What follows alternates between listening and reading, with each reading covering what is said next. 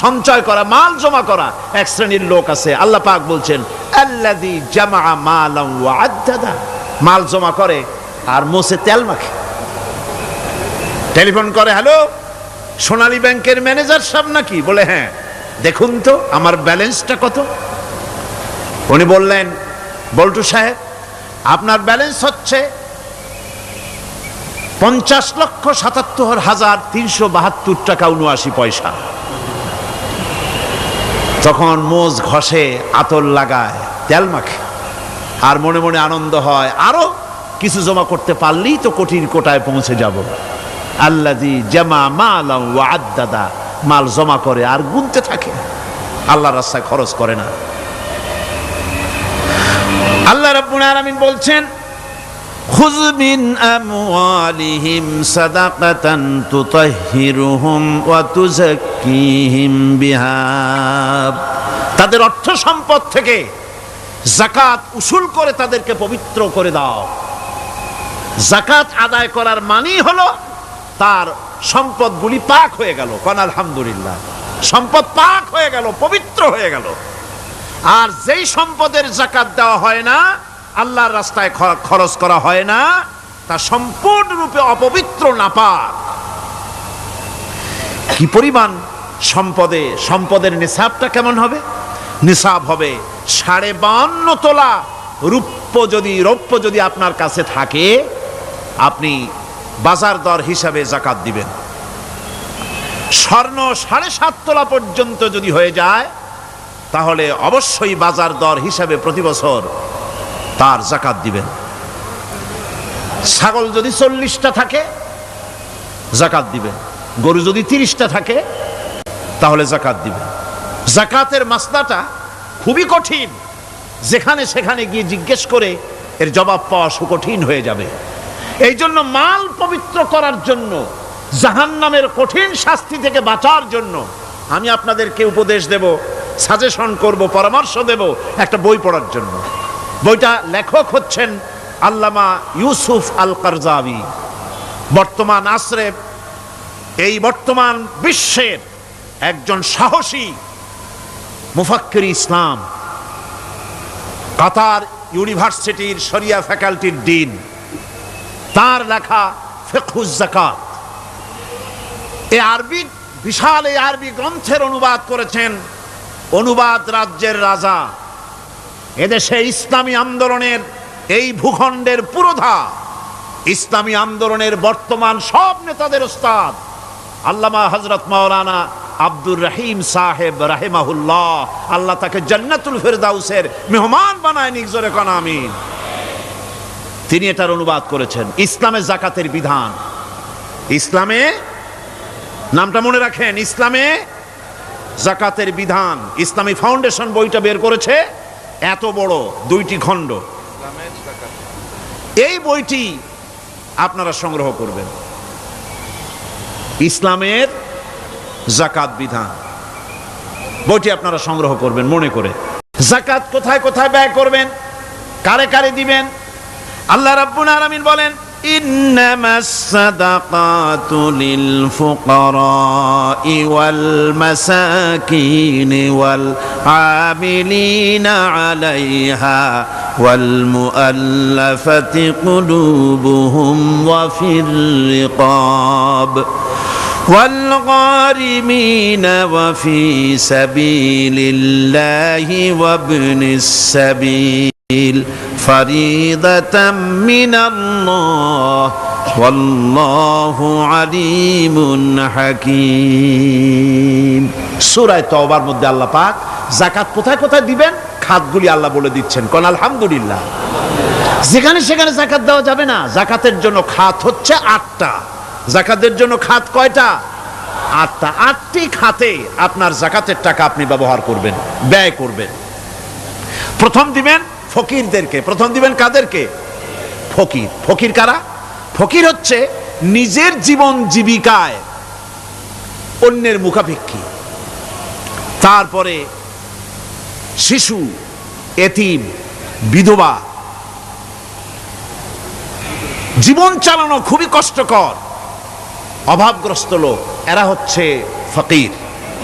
আর মিসকিন হচ্ছে যারা নিজেদের প্রয়োজন উপযোগী অর্থ উপার্জন করার সামর্থ্য নাই, আর মানুষের কাছে আত্মমর্যাদার কারণে হাত পাততেও পারে না।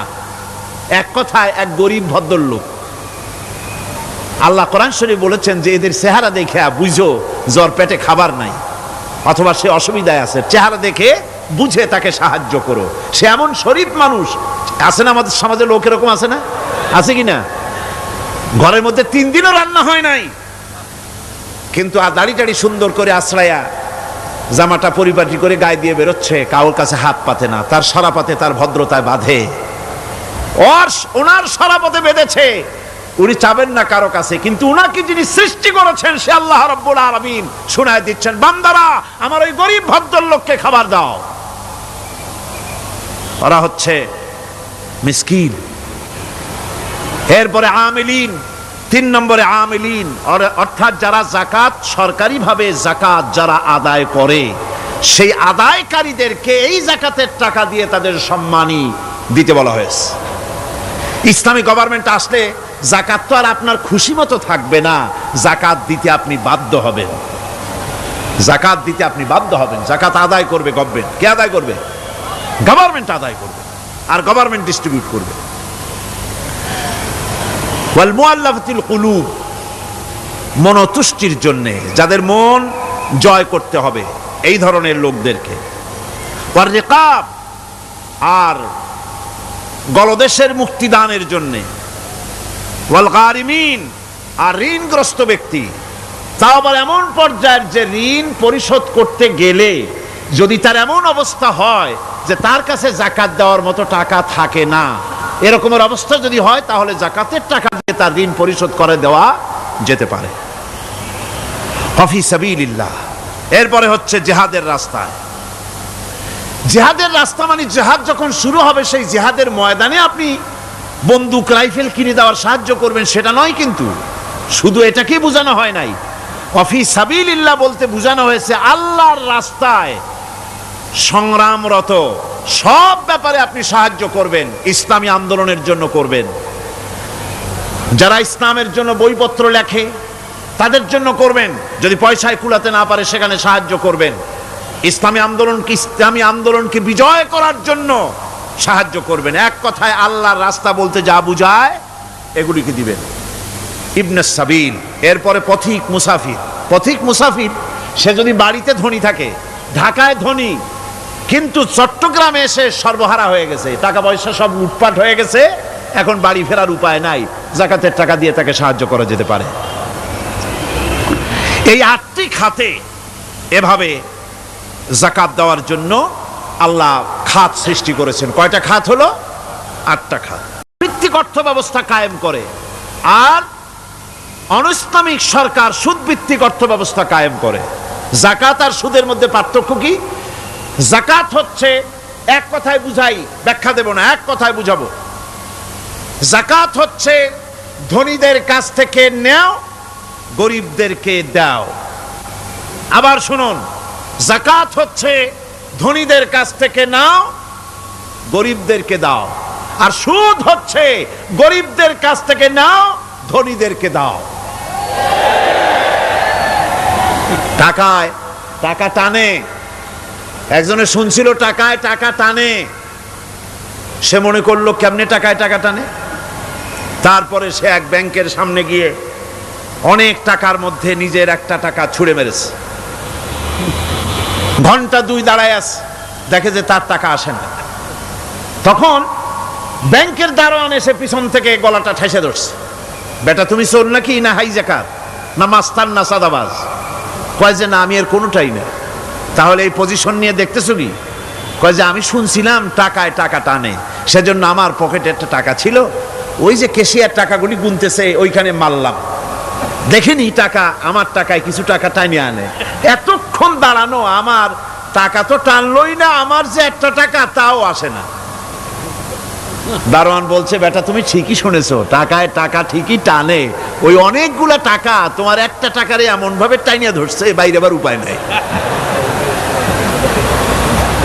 সুদভিত্তিক অর্থ ব্যবস্থায় গরিবরা এভাবে শোষিত হয়। শোষিত হয় কারা? গরিবরা। সিনেমা কারা বানায়? ধনীরা। শোষিত হয় কারা? গরিবেরা। লক্ষ্য করেন, তাকান, আল্লাহর কথা কত বাস্তব। ধনীরা সিনেমা বানায়, শোষিত হচ্ছে গরিবেরা। রিক্সা চালায়, ঠেলা গাড়ি চালায়, মাথার ঘাম পায়ে ফেলেছে, পরিশ্রান্ত হয়েছে, বিকাল বেলায় সেই টাকা নিয়ে যাচ্ছে বাজার করতে। সিনেমা হলের সামনে যায় দেখে সর্বনাশ, যুবক একটা যুবতীর জড়ায় ধরছে দুই হাত দিয়া, নিচে লেখা কি যে প্রেম আর কত যে জ্বালা। বেচারা গরিব মানুষ মাথা গরম হয়ে গেছে এটা দেখিয়া, যে বাইরে যদি এত জ্বালা, ভিতরে না জানি কত মজা। যে টাকা দিয়ে চাউল কিনতো সেই টাকা দিয়া টিকিট কিনে সিনেমায় ঢুকলো। এর মাথা ঘামানো পয়সাগুলি পাইল কে? বড় লোকই পেল। বড় লোকেরা ব্যাংকে টাকা রাখে, গরিব মানুষেরা ব্যাংক থেকে টাকা লোন নেয়। কৃষি লোন নিল, গরু কিনলো, বীজ কিনলো, সার কিনলো। আকাশ থেকে বৃষ্টি হলো না, অনাবৃষ্টি অতিবৃষ্টি খরার কারণে ফসল হলো না। ব্যাংক কি তার লোন মাফ করবে? তার সুদ মাফ করবে? শেষ পর্যন্ত গরুটা বেচা, মায়ের হাতের বউর হাতের শেষ চুরি গাছা বিক্রি করে লোন পরিশোধ করলো। বড় লোকের টাকা ওখানে ছিল, ওই টাকায় আরো টাকা গিয়ে জমলো, আর গরিব ফতুর হয়ে গেল। এই জন্য আল্লাহ পাক বলেছেন সুদ হচ্ছে ওয়াহাল্লাল্লাহুল বায়া ওয়া হাররামা রিবা।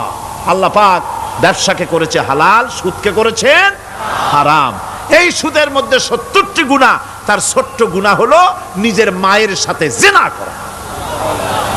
জোরে কোন নাউজুবিল্লাহ। মায়ের সাথে জিনা করার চাইতেও নিকৃষ্ট, এটা হলো ছোট গুনাহ। টের পাইছেন? এটাই হলো ছোট গুনাহ। তাহলে বড় গুনাহ কি? বড় গুনাহ হচ্ছে আল্লাহ আর তার রাসূলের সাথে যুদ্ধ করা। নাউজুবিল্লাহ পড়ে। সুতরাং এই সুদভিত্তিক অর্থ ব্যবস্থার, এই সুদভিত্তিক অর্থ ব্যবস্থাকে নির্মূল করে দিয়ে ইসলাম যাকাত ভিত্তিক অর্থ ব্যবস্থা কায়েম করেছিল, যার ফলে মানুষ খেয়ে পরে সুখে শান্তিতে বসবাস করেছে। চুরি নাই, ডাকাতি নাই, জেনা নাই, ব্যভিচার নাই, হত্যা নাই, ধর্ষণ নাই।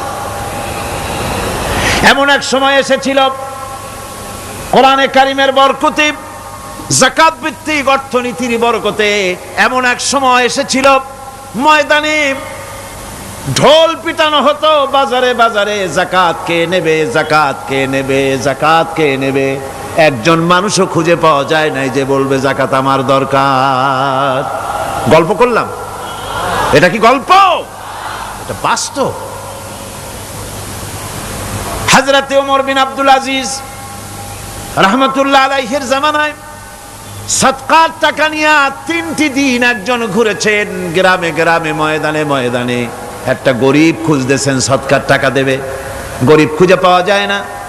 ক্লান্ত শ্রান্ত হয়ে মরুদ্যানের ভিতরে আরাম করতেছেন, এমন সেখানে আরেকটা লোক আসছে, ধুলা মলিন বড় একটা বস্কা তার সাথে। এই লোকটি তার কাছে গিয়ে বলছে, ভাই আল্লাহ আপনারে আমারে মিলাই দিছে, 3 দিন পর্যন্ত ঘুরেছি কিছু সদকার টাকা নিয়ে, এত বড় দেশের এত জায়গা ঘুরলাম, একটা গরিব পাই নাই যে তারে দেব, আল্লাহ আপনারে মিলাই দিছে, নেন এই টাকাগুলা। কয় যে তোমার মাথা খারাপ না স্ক্রু ঢিলা? তুমি কি মনে করছো আমার এই বস্কার মধ্যে ছেঁড়া খাতা? তোমার টোপলায় যে টাকা আছে আমার বস্তায় তার থেকে অনেক বেশি টাকা আছে।